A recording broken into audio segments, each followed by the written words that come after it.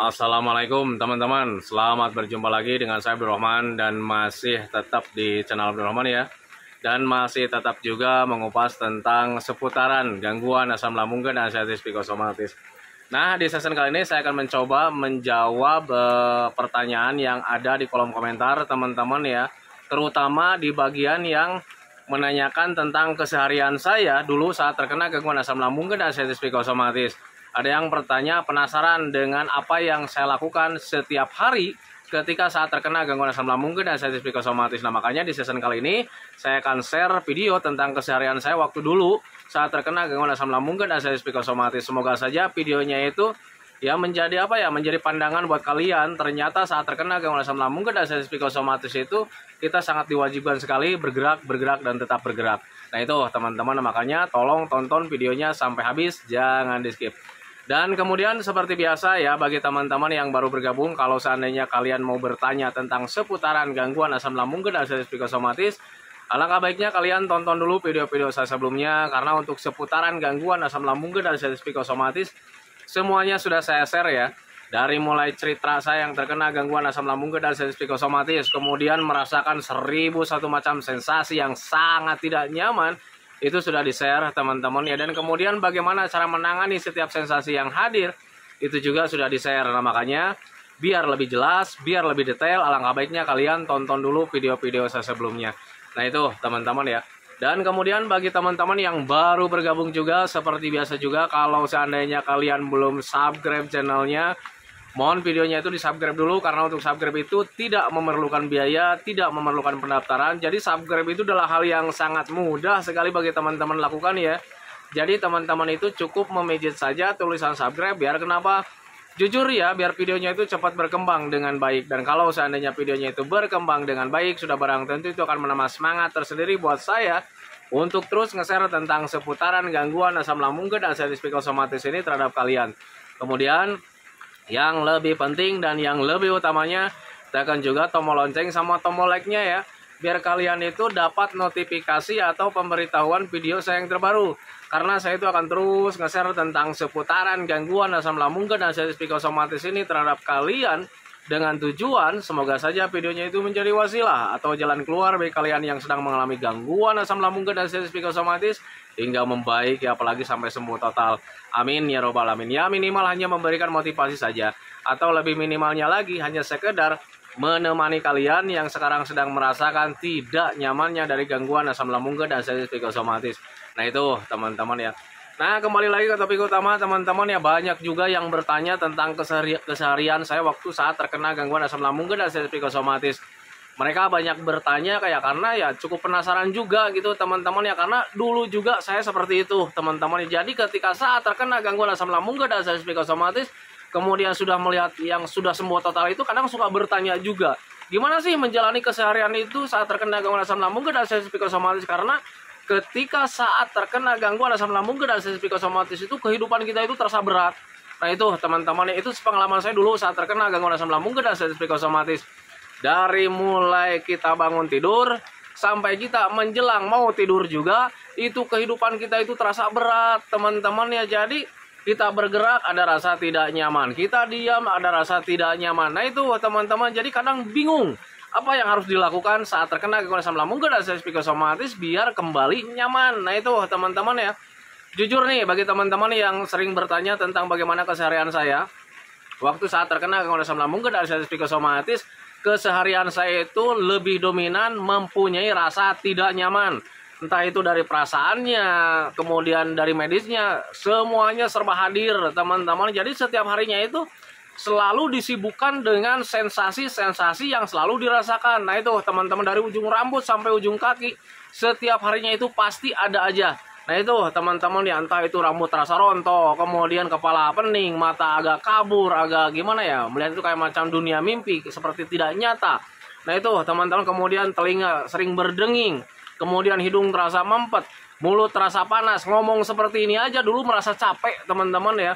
Dan kemudian tenggorokan terasa mengganjal, ke belakangnya juga sama, kayak macam pegal-pegal tidak jelas. Nah, itu teman-teman, kemudian di punggung juga sama, terasa pegal-pegal tidak jelas. Di dada juga sama, sakit menusuk sampai ke belakang. Kemudian di pernapasan juga terganggu. Kemudian ulu hatinya sering tidak nyaman. Kalau macam jalan itu kayak macam ketarik.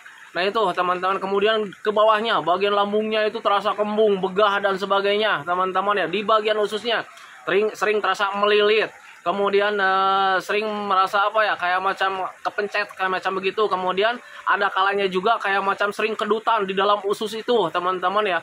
Nah kemudian di bawahnya lagi sering mengalami sakit bagian perut itu, entah di bagian kiri entah di bagian kanan, itu sering gonta-ganti teman-teman ya. Ke bawahnya lagi, ke bagian alat vital. Aduh, untuk alat vital ini malu saya jelaskan gitu teman-teman ya.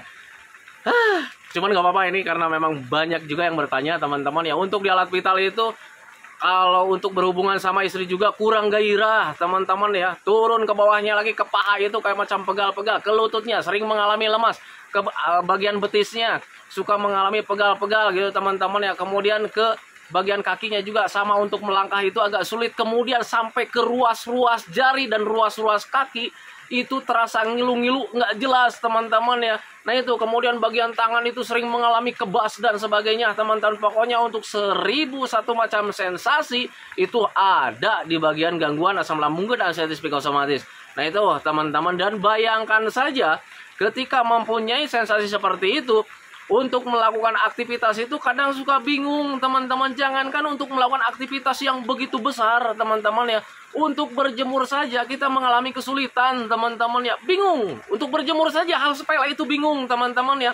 Di sisi lain kita itu, saya pribadi teman-teman ya, membutuhkan sinar mentari gitu teman-teman. Sinar matahari karena ya buat buat menumbuhkan pertahanan tubuh gitu teman-teman ya. Tetapi di sisi lain itu kadang kalau misalnya kita berjemur itu suka agak pusing juga. Nah itu teman-teman, nah, makanya saya selalu menjelaskan sama teman-teman itu, selalu menganjurkan ketika kalian saat terkena gangguan asam lambung dan anxiety psikosomatis untuk berjemur itu usahakan hindari bagian kepalanya. Caranya gimana? Duduk di antara yang panas dan yang teduh. Karena yang saya alami teman-teman ya, ketika kita sering berjemur, apalagi sering berjemurnya itu di bagian kepala ikut terjemur, itu nanti pasti agak mudah pusing. Nah itu teman-teman, nah, makanya di kolom komentar, di penjelasan juga saya selalu bilang ketika mau berjemur itu usahakan hindari bagian kepala ikut terjemur. Caranya duduk di antara yang panas dan yang teduh. Nah itu teman-teman. Kemudian aktivitas saya waktu dulu saat terkena gangguan asam lambung dan anxiety psikosomatis itu terbatas teman-teman ya. Jadi untuk olahraga tetap dijalankan, tetapi olahraganya itu tidak yang terlalu berat-berat gitu teman-teman. Karena ketika kita terlalu berat, kita itu sangat gampang sekali kehilangan energi teman-teman ya. Jadi jangankan untuk olahraga yang berat, kita jalan-jalan doang, cuman nyapu halaman doang gitu teman-teman, cuman menjemur pakaian doang, itu energinya mudah habis teman-teman. Dan ketika habis ada lemes lagi, ada kurang gairah lagi, ada yang namanya loyo itu pasti hadir teman-teman ya. Nah itu makanya saya menghindari kegiatan-kegiatan yang cukup menguras energi kayak macam beban-beban berat itu saya hindari teman-teman ya. Kalau seandainya disuruh sama keluarga atau misalkan saya juga ada niatan gitu teman-teman ya untuk bekerja yang berat-berat kayak macam mencuci gitu teman-teman ya. Mencuci teman-teman ya, saya ditumpuk di ember, tetapi untuk ngangkat bebannya saya tidak, kadang suka nyuruh. Nah itu teman-teman, karena waktu itu ada kalanya kita itu mengalami tidak mampu untuk mengangkat yang berat-berat teman-teman. Untuk saya pribadi seperti itu teman-teman. Jadi ketika ngangkat yang berat itu ulu hati kayak macam ketarik. Nah itu teman-teman, makanya dulu itu kadang ketika ngangkat beban itu saya suka nyuruh sama orang lain. Nah itu teman-teman ya, bisa ke istri, bisa ke anak dulu itu. Kalau misalnya udah nyampe di tempat jemuran baru saya cuman bisa ngejemurnya doang. Nah itu teman-teman, jadi untuk aktivitas yang berat-berat itu saya hindari teman-teman ya.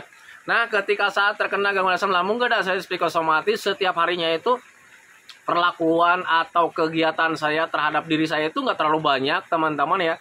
Jadi bangun tidur itu, dari awal mula bangun tidur, saya nggak kemana-mana dulu, saya nggak cuci muka dulu, teman-teman ya. Jujur, saya nggak cuci muka dulu, teman-teman ya. Jadi ketika bangun tidur itu, hal yang paling pertama saya lakukan itu adalah cari minum.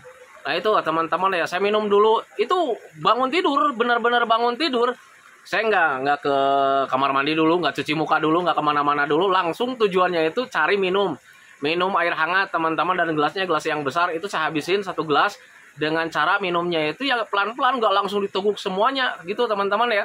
Jadi minumnya itu ya cuman sedikit-sedikit, yang penting habis 1 gelas. Nah itu teman-teman, ketika sudah minum 1 gelas, baru saya duduk lagi teman-teman ya, karena memang dulu saya itu ada kalanya ketika minum saja suka ada kelayangan teman-teman ya, suka ada kelayangan, kemudian tidak nyaman, perutnya terasa kembung lagi. Nah itu teman-teman, jadi ketika sehabis minum itu nggak langsung ke air ya, nggak langsung ke kamar mandi teman-teman ya, duduk dulu sebentar. Nah ketika duduk sebentar, selang 10 menit baru saya cuci muka. Dan kenapa saya cuci muka? Karena dulu itu saat terkena gangguan asam lambung dan saya psikosomatis, ketika lama-lama di kamar mandi itu merasa takut teman-teman ya, apalagi untuk mandi. Saya merasa takut dulu itu. Jadi waktu saat terkena gangguan asam lambung dan saya psikosomatis jarang mandi lah gitu teman-teman ya. Ini aib sebetulnya teman-teman, tetapi malu sih sebetulnya disampaikan teman-teman. Jadi ketika ditanya, Pak, Bapak dulu saat terkena gangguan asam mandinya sehari berapa kali? Jangan tanya mandi sehari berapa kali, tanyanya seminggu berapa kali. Itu baru saya bisa jelaskan gitu teman-teman ya, karena dulu itu saya paling takut sekali lama-lama di kamar mandi. Nah itu teman-teman, jadi di kamar mandi itu cuma cuci muka doang, habis itu cepat-cepat keluar. Karena di bayangan itu, di pikiran itu, saya takutnya itu di dalam kamar mandi itu kita pingsan gitu teman-teman. Kemudian kita mati di kamar mandi, nggak ada yang tahu. Nah itu teman-teman, itu dulu saat terkena gangguan asam lambung dan psikosomatis. Nah kemudian ketika sesudah sholat subuh gitu teman-teman ya, saya nunggu dulu, masak nasi gitu teman-teman ya. Jadi ketika makan pertama kali itu saya di jam 6 teman-teman. Jadi ketika bangun tidur, kemudian minum, kemudian baru ke air, ambil wudhu, kemudian sholat, udah sholat, baru nunggu gitu teman-teman dah. Dan di masa nunggu nasi matang itu saya suka pegang-pegang HP gitu teman-teman ya, cari audio-audio relaksasi gitu teman-teman ya.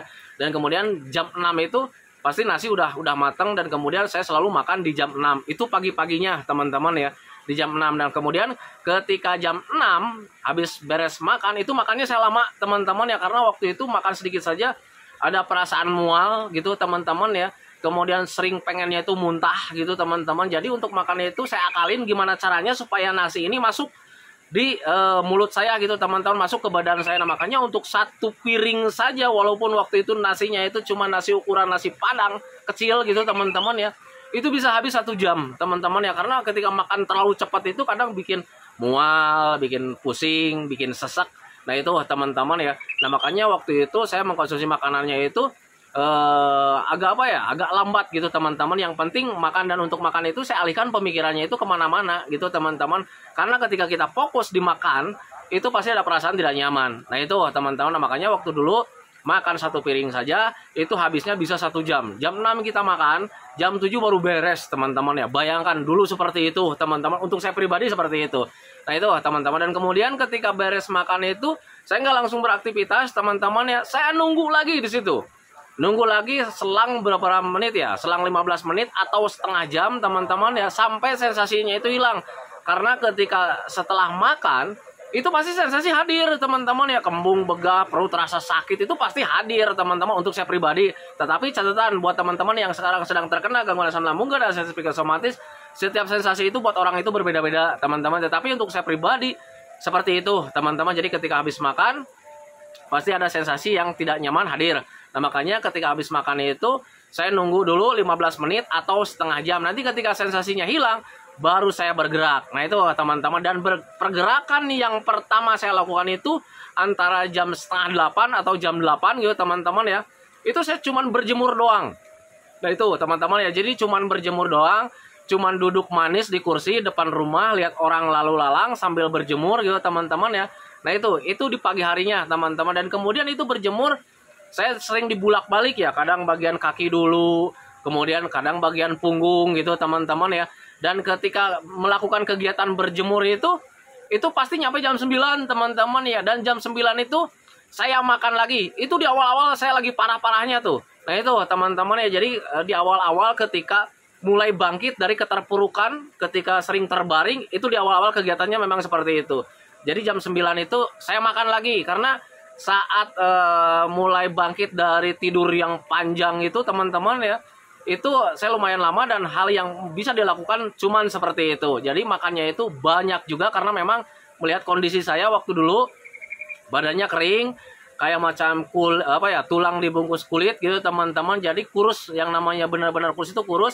Akhirnya saya berpikir ini makannya harus banyak, saya bilang harus sering gitu teman-teman. Akhirnya makannya itu 7 kali. Waktu pertama kali itu antara jam 6, kemudian jam 9, kadang jam 11, jam 12 kita makan lagi, jam 2 kita makan lagi, jam 3 kita makan lagi. Nah, maghrib kadang makan lagi. Nah, jam 8 itu saya kadang makan lagi. Itu di awal-awal. Nah, baru di situ kita rebahan, tiduran gitu teman-teman ya. Kenapa saya makan jam 8 malam?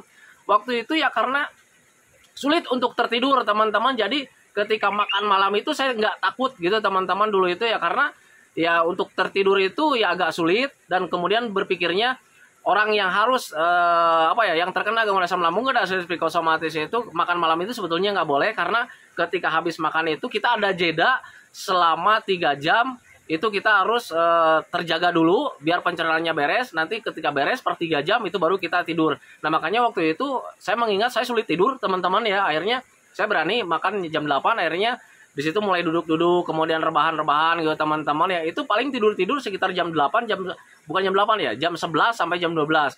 Nah itu teman-teman. Tetapi ketika mulai bisa tertidur, makan malam itu dihindari teman-teman ya. Jadi makannya diganti menjadi 5 kali. Dan untuk jadwal makan itu berubah dengan sendirinya, tanpa direncanakan, tanpa tanpa bikin schedule teman-teman ya. Karena di situ mulai sudah hadir ya. Mulai hadir tenaganya, mulai hadir cueknya, mulai hadir. Jadi makannya itu berkurang sedikit-sedikit. Nah itu teman-teman ya. Nah kemudian ketika habis makan jam 9 kita nunggu lagi teman-teman ya.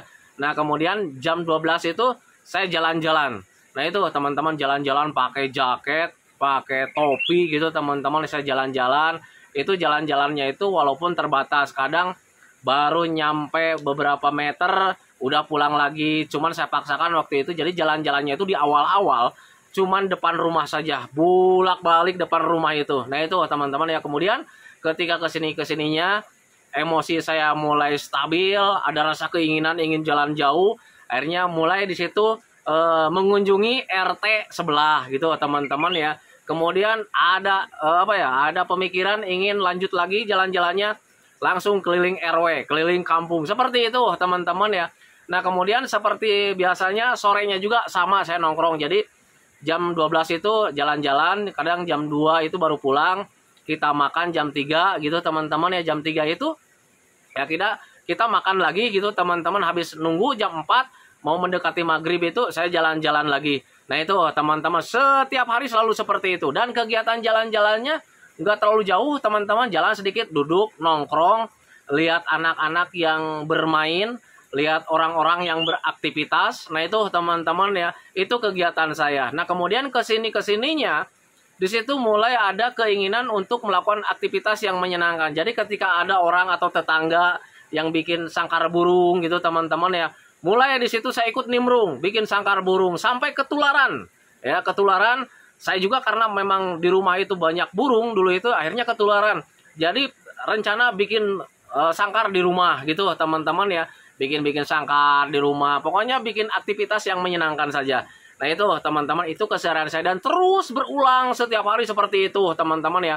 Bosan bikin sangkar burung, saya nanam-nanam tanaman depan rumah gitu teman-teman ya. Bosan nanam-nanam tanaman di rumah gitu teman-teman ya. Kembali lagi bikin kegiatan yang lain. Selalu saja seperti itu selama bertahun-tahun teman-teman. Dan lambat laun itu mulai aktivitasnya itu melebar teman-teman ya. Seperti jalan-jalan agak jauh, mancing gitu teman-teman ya. Itu kegiatan saya. Nah makanya waktu dulu saat terkena gangguan asam lambung dan psikosomatis, kegiatan saya itu nggak terlalu banyak teman-teman. Dan kegiatan saya itu sebetulnya sudah di-share di video-video terdahulu. Nah makanya bagi teman-teman yang masih bertanya tentang ini dan itu, sebaiknya kalian tonton dulu video-video saya sebelumnya. Karena untuk seputaran gangguan asam lambung dan psikosomatis, termasuk di kegiatan saya, semuanya udah komplit teman-teman ya, sudah di-share. Nah itu teman-teman ya. Itulah saya waktu saat terkena gangguan asam lambung dan psikosomatis, dari mulai bangun tidur, kegiatannya seperti apa, dari pola makannya juga seperti apa, sudah di-share. Jenis makanan yang saya konsumsi juga apa, itu sudah di-share teman-teman ya. Nah itu, ini si Andi baru pulang nih. Nih si Andi baru pulang nih teman-teman ya. Barusan diajak main video sama saya itu katanya. Malas katanya gitu lagi ini. Dia lagi lagi ngopi, makan-makan, lagi lapar katanya gitu. Nah itu teman-teman ya. Nah itu teman-teman ya, ini durasinya udah 19 menit lebih gitu teman-teman ya. Itu kegiatan-kegiatan saya waktu saat terkena gangguan asam lambung dan sensitif psikosomatis. Jadi untuk kegiatan saya itu nggak terlalu banyak, kerjanya juga nggak terlalu bekerja yang ada beban-beban beban-beban tenaga, kemudian beban-beban mental apalagi gitu teman-teman ya. Jadi ketika disuruh sama keluarga harus begini, saya kadang kalau lagi males saya nggak diturutin, tetapi kalau misalnya saya lagi nggak males saya ikutin. Nah itu teman-teman, jadi berjalan apa adanya aja gitu teman-teman. Itulah pengalaman saya waktu saat terkena gangguan asam lambung dan sensitif psikosomatis. Nah itu teman-teman ya videonya, semoga saja videonya itu, ini belum minum nih jadi serat gitu teman-teman ya, karena barusan itu saya nggak ada kegiatan di sini. Itu dari saya pertama kali datang ke sini hujan, jadi nggak ada kegiatan, akhirnya tiduran, dan ini bangun tidur teman-teman ya, makanya belum minum belum apa udah bikin video agak seret juga nih tenggorokannya. Nah itu teman-teman ya, nah itu teman-teman ya videonya, semoga saja videonya itu menjadi wawasan buat kalian. Semoga saja videonya itu ya minimal hanya sekedar menemani kalian lah yang sekarang sedang merasakan tidak nyamannya dari gangguan asam lambung dan sensitif psikosomatis. Kemudian seperti biasa sebelum saya akhiri videonya, saya selalu mendoakan sama teman-teman itu, semoga saja teman-teman itu cepat sehat lagi, cepat sembuh lagi, cepat kembali lagi keadaan kalian yang dulu, baik semangatnya, moodnya, tertawanya, pokoknya kehidupan kalian yang berwarna itu semoga saya cepat kembali lagi, karena memang saya yakin 100% bahwa keadaan kalian yang dulu itu sangat dirindukan sekali. Nah itu teman-teman, kemudian doakan saya juga teman-teman ya, agar saya itu tetap sehat, tetap kuat, tetap ceria, agar masih bisa tetap menemani kalian. Nah itu teman-teman ya, saya hentikan videonya teman-teman ya. Assalamualaikum warahmatullahi wabarakatuh. Lagi hujan nih teman-teman, jadi mohon maaf ya kalau seandainya audionya agak berisik juga, karena ini sekarang lagi hujan nih, lagi hujan, jadi audionya agak terganggu. Assalamualaikum warahmatullahi wabarakatuh.